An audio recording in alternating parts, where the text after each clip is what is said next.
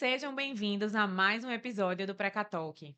Hoje a gente vai falar sobre um tema que com certeza interessa a qualquer pessoa que está na fila para receber seu precatório. O que é que define essa ordem? Como é que eu vou saber a posição do meu precatório nessa fila? E hoje eu estou aqui com duas pessoas do Departamento Jurídico da Ativos, Rafael Padella, que é chefe do pós-sessão, e Emily Cristine, que também faz parte do mesmo departamento, para a gente discutir como é que isso acontece na prática e tirar todas as dúvidas de vocês. Bom dia, gente. Bom Obrigada dia. por terem aceitado o convite para estar aqui hoje. E eu queria saber, assim, já de cara, né? Quando alguém descobre que tem um precatório, a primeira pergunta é: eu tô perto ou eu tô longe de receber? E a resposta que a maioria das pessoas escuta é muito vaga, né? Geralmente o precatório está na mão de um advogado, a pessoa não tem total controle sobre aquilo. E fica até difícil, assim, para tomar uma decisão de se quer antecipar, se eu quero fazer alguma coisa com aquele crédito. Quando a gente fala de fila de pagamento, o que é que exatamente a gente está falando, Padela? É só a data da expedição do precatório que conta ou tem algum outro fator? Não, tem muito mais além do que isso. Tem vários fatores que interferem no recebimento desse precatório. Um deles, por exemplo, é o ente devedor. Quem é o Uhum. ente devedor? É muito importante você que tem um precatório saber quem é o ente devedor. Por exemplo, se é um município, se é o estado, se é a União, porque a depender de qual for o ente, mais tempo demora, menos tempo demora. Município, estado demora mais que a União, por exemplo. Então, uma série de fatores que interferem nessa fila de pagamento. Entendi. Então, o ano de inscrição não é o único fator, né? Não é o Tem único que fator. depender do ente. Certo. Muita gente acha que saber o ano do precatório significa saber quando vai receber, como se fosse algo assim, se é de 2008, eu vou receber em tal ano, mas isso não é verdade. Não é verdade justamente por causa desses regimes diferentes que a gente tem entre os entes devedores, né? Regime comum, regime especial. A depender do ente, essa fila muda. Então, por exemplo, pode ter um precatório de 2008 que até agora, em 2015, 2025, não recebeu, 2026 não recebeu. Então, isso varia muito. Certo. Ô, Emily, eu queria saber uma coisa. Nessas variações do precatório, você sabe dizer se o fato dele ser alimentar ou comum muda alguma coisa na fila, ou se tem algum tipo de prioridade legal? Por exemplo, eu estou com uma certa idade, ou eu estou com uma doença grave, uma deficiência. Isso influencia na fila ou não tem nada a ver? Influencia, Jéssica. A gente tem uma série de prioridades quando a gente trata de precatórios, né? Eu acho que eu gosto de pensar como uma fila que tem dois guinches, né? Um guinche preferencial Hum. e um guinche de comum, né? Então, as pessoas que têm prioridade, pessoas idosas, pessoas com deficiência, pessoas com doenças graves, elas têm prioridade Uhum. e os demais seguem uma ordem cronológica. E até as pessoas com prioridade também seguem uma ordem dentro das prioridades. Entendi. Então isso é bem importante. E sobre a fase, né, do processo? O fato de estar, a gente até comentou que não quer trazer muito para vocês essa questão de temas muito técnicos, mas é fundamental saber se estar transitado e julgado, ou estar impugnado, ou ter alguma atualização de cálculo pendente faz diferença.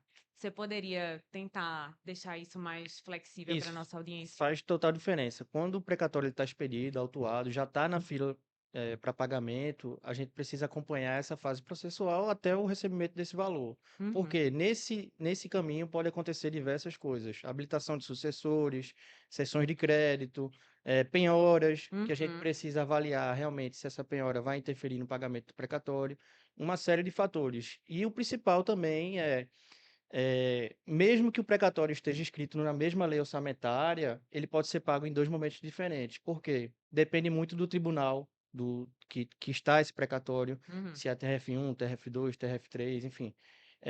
Porque cada tribunal tem um procedimento específico. Então, não é o fato de estar na fila de pagamento que você imediatamente vai receber esse pagamento. Não. Cada tribunal ele segue um regulamento específico, um regimento interno, que precisa ser seguido até o levantamento desse valor. Então, por exemplo, vai precisar de uma determinação do juiz para expedir um alvará para depois você ir na agência bancária, ou então ele já transferir direto para sua conta bancária. Tudo isso demora um tempo além do que está previsto na lei orçamentária. Nossa, realmente são muitas variáveis, né? Emily, quais seriam os erros mais comuns que tu vê em quem está na fila de pagamento, né? Assim, erros de interpretação. De repente, assim, comparar precatórios, como ele estava falando, diferentes, como se fossem iguais, porque tá na mesma data, quer dizer que foi expedido na mesma data, quer dizer que vai ser pago na mesma data. Mas tem algum outro erro que você acha que as pessoas acabam confundindo, né? Eu achava que pelo fato do meu precatório estar assim, seria pago em tal data. Uhum. Jéssica, eu acho que como a gente já vem falando, a fila de pagamento ela depende de diversos fatores. Então, tem a questão do ente devedor, né, que é um peso muito grande. Então, a gente precisa ver como é que está a capacidade de pagamento desse ente devedor, se eles vêm adimplindo no prazo correto, se eles estão em regime especial, que é quando tem um prazo diferenciado para pagamento. Então, isso já vai afetar bastante o tempo de recebimento desse precatório, né? Então, tem diversos fatores como pendências no processo, às Uhum. vezes acontece do cálculo ainda não ter sido homologado. Então, tem uma série de impugnações que possa ser que aconteçam no processo, e até na questão das preferências, né? Quando a gente tem muitas prioridades, a gente acaba recebendo um pouco antes, e pessoas que não têm tanta preferência Mas acaba no ficando para o final. final. Então, entender a fila, né, como ela funciona, eu acho que é fundamental para o credor tomar algum tipo de decisão, né? Vou esperar, vou antecipar meu precatório. E quando é que você acha, na sua opinião, que essa espera ela para de fazer muito sentido?